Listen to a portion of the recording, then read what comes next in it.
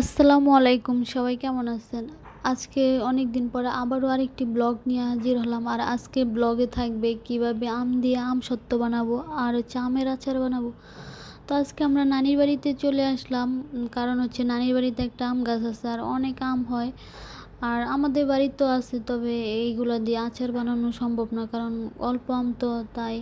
আর তার থেকে বড় কথা হলো, নানির বাড়িতে এমনিতে মানুষ গ্রীষ্মকালে আম কাঁঠালের দাওয়াত খায়, আর আমাদের জীবনেও দাওয়াত দেয় না। আর জীবনের দাওয়াত মানে ঈদে দাওয়াত দেয় না, আর আম কাঁঠালের দাওয়াত দেয়, বরঞ্চ আমাদের বাড়িতে ওরা দাওয়াত খায়।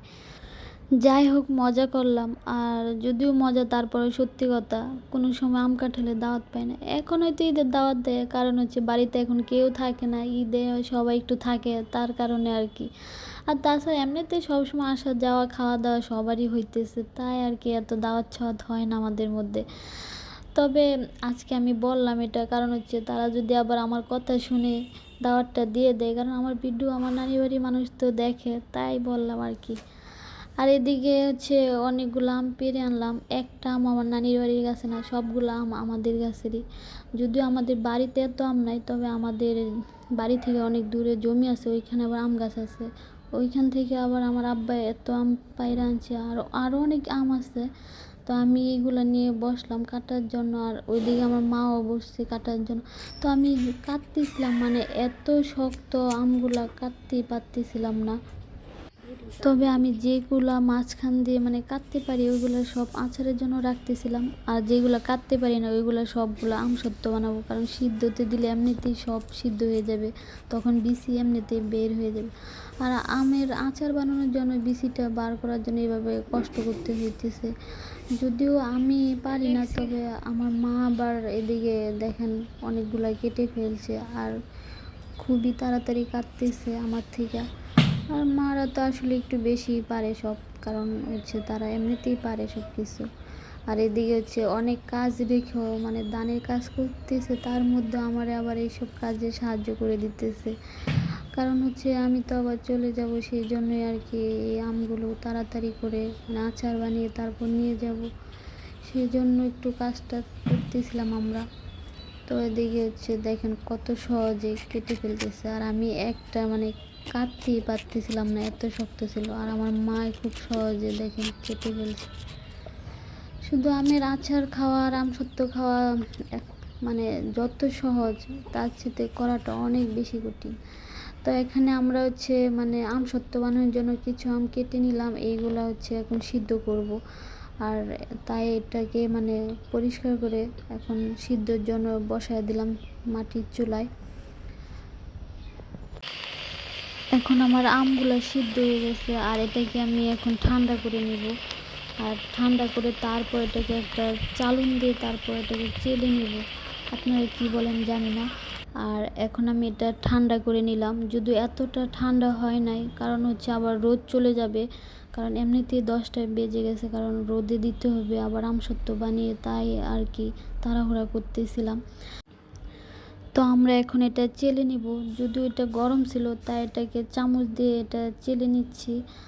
আর এটা চেলে নেওয়া হয়ে গেলে তারপর হচ্ছে বাকি কাজগুলা করব। তো এখন সবগুলা এভাবে চেলে নিব।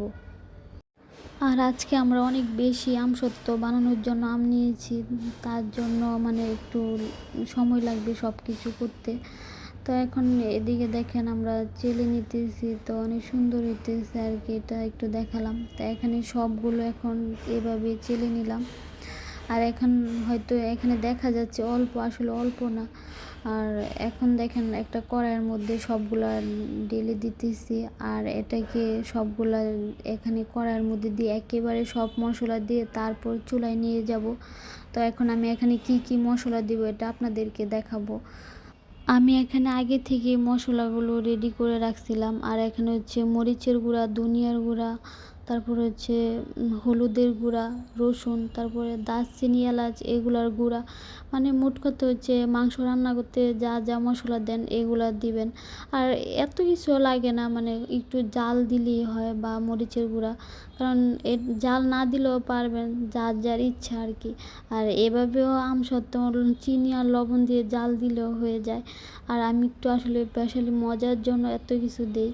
তো এখানে আমি 1 কেজি পরিমাণ চিনি অ্যাড করছি, মানে এই আমসত্ত্ব বানানোর জন্য।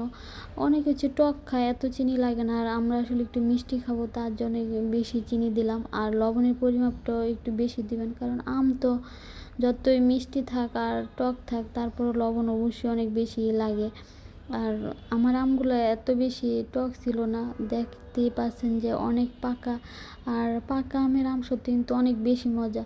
আর আমসত্ত্ব কিন্তু সবারই অনেক পছন্দের। তো আমি এখন এই আমসত্ত্ব বানানোর জন্য সব কিছু উপকরণ দিয়ে দিলাম। তো এখন আমি এটাকে মানে আমের রসের সাথে ভালো করে মিশাচ্ছি এই মশলাগুলো। আর মশলাগুলো মিশানো হয়ে গেলে আমি এটা চুলার মধ্যে নিয়ে যাব। আর খালি আর কোনো কাজ নাই, তখন খালি এটাকে নাড়াচাড়া করতে থাকবো। আর হচ্ছে একটু মানে এটা একটু ঘন হবে আর কি। আর এটা ঘন করার জন্য এখন আমি এটা চুলার মধ্যে নিয়ে যাব। তো আমি এদিকে হচ্ছে চুলার মধ্যে নিয়ে তারপর হচ্ছে এটাকে নাড়াচাড়া করতেছিলাম, কারণ এটা নাড়াচাড়া করতেই থাকতে হবে, কারণ হচ্ছে নিচে আবার লেগে যেতে পারে, যার জন্য এটাকে নাড়াচাড়া করতেছিলাম। আর এই আমের এই ডোটা যত মানে ঘন হবে, ততই মানে আমসত্ত্বটা বেশি মজা হবে আর কি। তো আমার এখন হচ্ছে এই আমের এই ডোটা হয়ে গেছে, আর আমি এখন চুলাটা অফ করে দিব।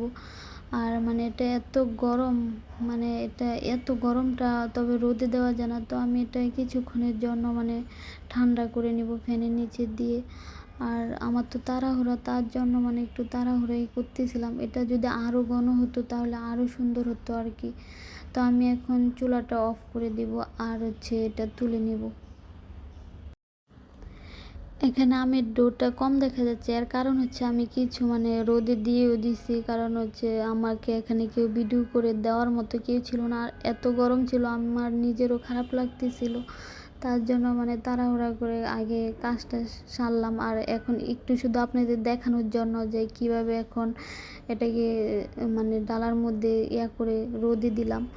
আর এটা এখন হচ্ছে আমি ঠান্ডা করে নিয়ে তারপর একটা চামচ দিয়ে উঠিয়ে আর এই ডালার মধ্যে দিয়ে, আর এটা চামচ দিয়ে এটাকে সরিয়ে দিতেছি। আর এক হাত দিয়ে ভিডিও করতেছিলাম, আরেক হাত দিয়ে হচ্ছে এটা সরাচ্ছিলাম, তার জন্য ভালো করে দেখাতে পাচ্ছি না। তাই কি আর করার, কেউ না থাকলে যা হয় আর কি। কারণ হচ্ছে আমার হচ্ছে বাড়িতে কেউ নাই, আমি একা একাই এগুলা করি, আমার মা তো আর এইসব পারে না। তো আমি এখন এভাবে সবগুলা মানে গোল করতেছিলাম সুন্দর করে। এখন আমি দেখাবো যে বাকি সবগুলা, যে আমি কতগুলা আমসত্ত্ব আজকে বানাইছি, আর মানে সবগুলা কত সুন্দর করে গোল করছি। আর এখানে হচ্ছে দুইটা, একটা কুলা আর একটা ডালা আছে, আর আরও কিছু রোদে দেওয়া আছে। আমি এখন সবগুলা একসাথে দেখাবো। আর এখন দেখেন আমি এখন সবগুলা রোদে দিয়ে দিলাম, আর এটা শুকাতে 2 দিন সময় লাগে। আর ভালো করে রোদ থাকলে একদিনেও হয়ে যায়, তবে 2 দিন ভালো করে শুকিয়ে নিলে আর এই আমসত্ত্বটা কিছু হয় না, নষ্ট হয় না আর কি। তো এখন হচ্ছে পরে দেখা আমার শুকানোর পরে ওদের কি অবস্থা। তো ওই দেখেন ফাইনালি আমার আমসত্ত্ব হয়ে গেছে, আর কত সুন্দর হয়েছে। আর আমার হচ্ছে কারেন্ট ছিল না, তাই রুমের ভিতর মানে অন্ধকার, তার জন্য আমি একটু বারান্দায় বসলাম। আর এখন এগুলা চাকু দিয়ে কেটে নিব। আর তাই আমি আর হচ্ছে এগুলো সবগুলো আপনাদের দেখাইতেছিলাম যে এগুলো আসলে দেখতে কেমন। তো আসলে অনেক সুন্দর হয়েছে, যেমন সুন্দর তেমনই খাইতে হয়, কিন্তু তেমন মজা। এখন আমি এগুলো চাকু দিয়ে ছোটো করে কেটে নেব, কারণ হচ্ছে আর কেটে এটাকে আমি একটা বক্সে রেখে দেবো। তবে এটা ফ্রিজে রাখতে হয় না, কারণ এটা নষ্ট হয় না, কারণ এটা এত ভালো করে শুকাইছে রোদের মধ্যে, যার কারণে এটা আর কিছুই হবে না। তবে মা অনেকে হচ্ছে একটু ঘন করে বানায়, মানে একটু আর একটু মোটা করে, তবে আমি এত মোটা করে আমার খাইতে ভালো লাগে না, কেমন জানি লাগে। আর এই একটু মানে এরকম পাতলা থাকলে এটা ছিঁড়ে ছিঁড়ে খেতে মজা লাগে আমার বেশি। আর তার জন্য মানে এরকম। আর এখন আমি এটাকে ছোটো ছোটো করে কেটে নিতেছি। আর আমার এইগুলা এত শক্ত হয়েছে কি বলবো, আর মানে অনেক সুন্দর হয়েছে, আপনি তো দেখে বুঝতে পারছেন যে আসলে কত সুন্দর হয়েছে। তো এই আমসত্ত্ব বানানো কিন্তু অনেক সোজা, সবাই কিন্তু এখন আমের সিজন, সবাই অবশ্যই বাসায় এভাবে আমসত্ত্ব বানিয়ে ফেলেন। আর শুধু আমি যে আমসত্ত্ব বানাই এটা না, আমি আসলে সব ধরনের আচারই বানাইতে পারি।